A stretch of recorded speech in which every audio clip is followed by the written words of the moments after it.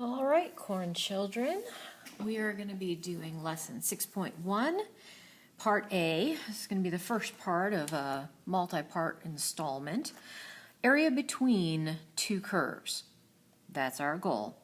Our job is going to be to find the area that is bounded by f of x on the top, g of x on the bottom, and the vertical lines x equals a, and x equals b. Okay, this is not that bad. Don't panic. First of all, I am pretty sure that you can recall that if we integrate from a to b, f of x with respect to x, that is going to be the entire area under the f curve above the x-axis from a to b. So that would give us this whole business. And if we were to integrate from a to b, g of x with respect to x, that would be the area between the g curve and the x-axis on the interval from a to b. Well, if I only want this piece, what I just need to do is take this area and subtract that area. No way! Yeah, it's that simple. And if we're smarter than the average bear, we know that integrals can be separated. Well, they can also be put back together. So I can combine these two and say that the area between f and g on the interval from a to b is simply the integral from a to b f of x minus g of x with respect to x. Now, there is an important part to this. F must be the top or a higher, the above curve, and g needs to be the bottom curve. But other than that, it's pretty self-explanatory, honestly. It's really not that bad. So let's look at an example together, shall we? Okay, great. I'm glad you're excited about that as much as I am. Let's suppose that we wish to find the area bounded by y equals x squared plus 2, y equals negative x, the vertical line x equals 0, and the vertical line x equals 1. Awesome. That sounds fun. Here we go.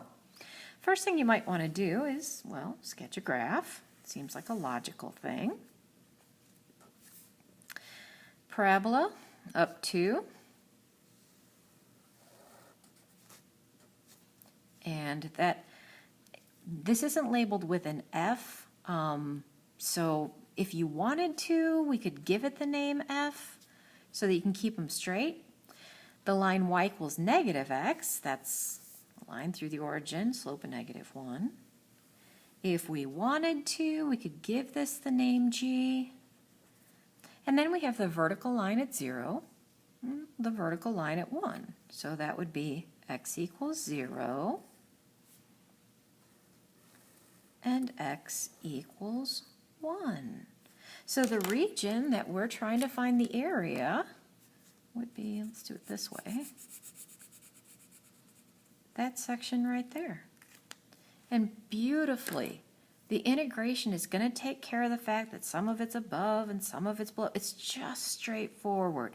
That area will be exactly the integral from 0 to 1.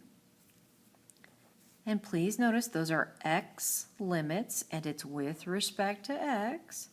The upper curve for this whole section is our f curve, which is x squared plus 2, minus The lower curve for this whole interval is the g curve, negative x, with respect to x. That dx is telling you that these are limits on the x-axis. Yeah, because later we'll switch that. Won't that be fun?